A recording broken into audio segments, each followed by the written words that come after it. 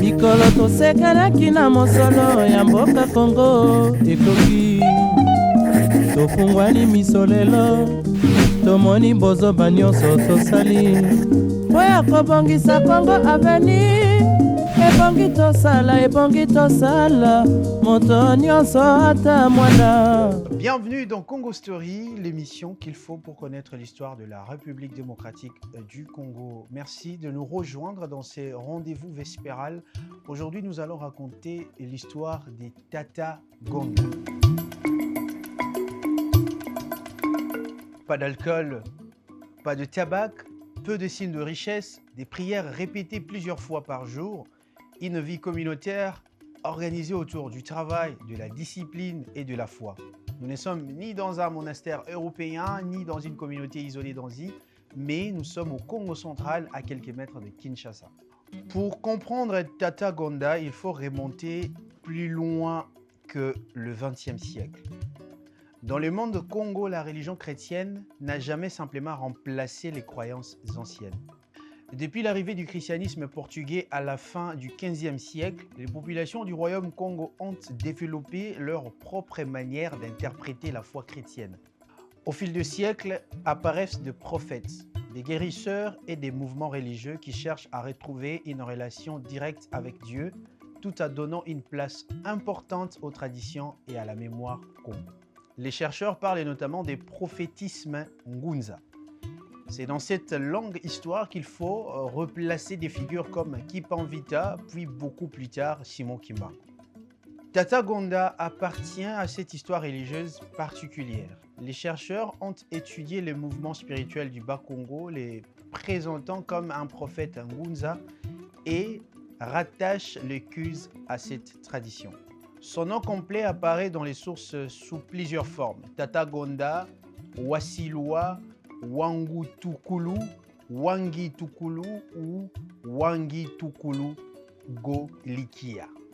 Cette variation des noms est elle-même un élément à traiter avec prudence car une grande partie de l'histoire du mouvement repose sur la transmission interne et orale. Selon les sources liées à l'Écuse, Tata Gonda est le fondateur de l'église chrétienne Union du Saint-Esprit. Les sources contemporaines de l'église situent sa fondation en 1950 à Mbanza-Nzambi. Cette date est également reprise par certaines publications récentes et par des travaux universitaires consacrés au mouvement religieux Congo. Mais une autre date apparaît régulièrement dans les récits consacrés à Tata Gonda, 1989. Cette année correspondait notamment à un moment décisif de la pratique religieuse actuelle, l'appel à porter le sac, symbole d'humilité et de pénitence. Ainsi, dans cette émission Congo Story, la bonne question n'est pas simplement de savoir quand Tata Gonda a-t-il créé son mouvement, mais plutôt comment un mouvement religieux dans le monde Congo s'est-il transformé au fil des années jusqu'à devenir cette communauté si particulière que l'on connaît aujourd'hui. Pourquoi le sac? C'est probablement l'image qui frappe le plus lorsqu'on découvre les fidèles de Tata Gonda. Ils portent des vêtements fabriqués à partir de sacs grossiers. Pour un observateur extérieur, cela peut paraître étrange. Pour les fidèles, c'est un symbole religieux. Le sac représente l'humilité devant Dieu, le renoncement aux appartenances et le refus du luxe.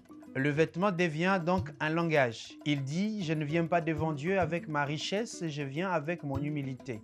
Cette pratique est documentée par plusieurs sources consacrées à la communauté. La philosophie de la communauté repose sur une idée simple. Le monde extérieur est perçu comme probablement marqué par le péché et l'injustice. Par ses membres, il faut donc construire une autre manière de vivre. En Mbanza-Nzambi, la communauté organise une partie de sa vie autour de l'agriculture, de l'élevage et de la pisciculture. Les fidèles travaillent collectivement. Ils prient, ils vivent dans une forme d'autosuffisance. Des visiteurs ont décrit des jardins, des installations de pisciculture, des espaces de prière et des lieux d'hébergement communautaire. C'est donc pas simplement une assemblée religieuse où l'on vient assister à un culte le dimanche. C'est un mode de vie. Selon plusieurs récits consacrés à la communauté, certains fidèles se couvrent des cendres au lieu d'utiliser l'eau pour la toilette corporelle.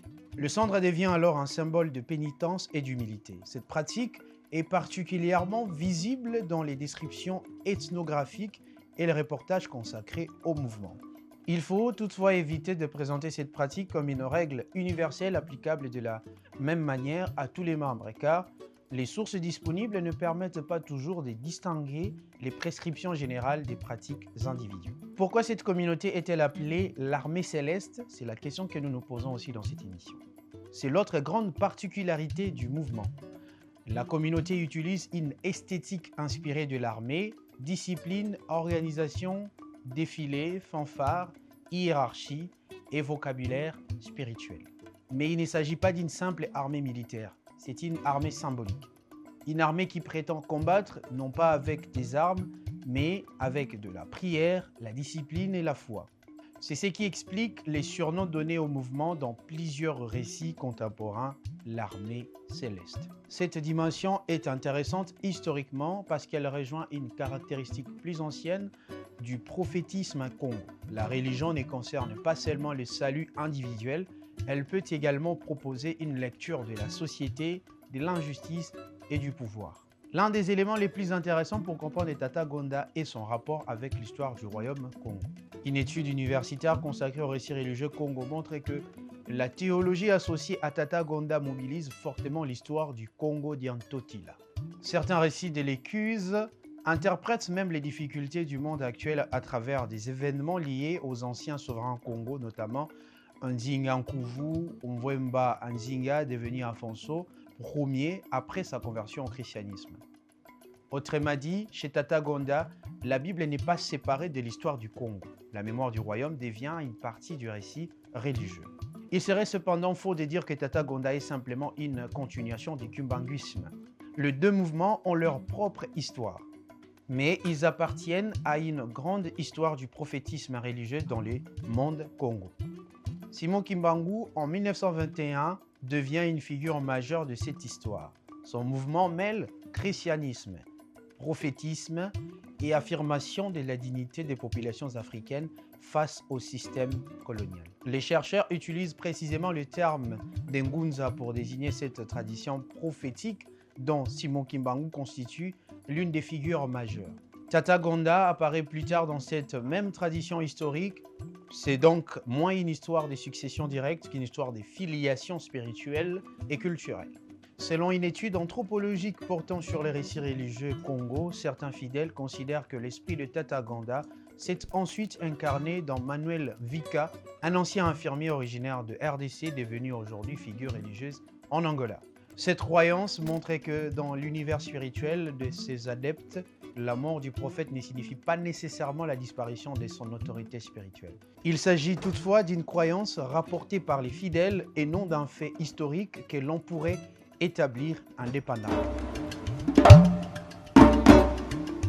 Alors, chers amis, il faut noter que Tata Gonda reste une figure spirituelle majeure de la spiritualité du royaume Congo, tout comme Simon Kimbangu, Kipanvita et Tata Landou et tant d'autres. Et donc, dans Congo Story aujourd'hui, c'était l'occasion de parler de Tata Gonda et surtout de la spiritualité du Congo central. On se retrouve prochainement dans Congo Story avec un nouveau numéro et surtout une édition qui parlera encore en profondeur de l'histoire de la République démocratique du Congo.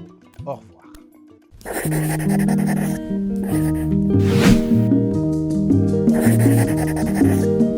mikolo tosekanaki na mosolo ya mboka Kongo ekoki tofungwani miso lelo tomoni bozoba nyonso tosali mpo ya kobongisa Kongo aveni ebongi tosala moto nyonso ata mwana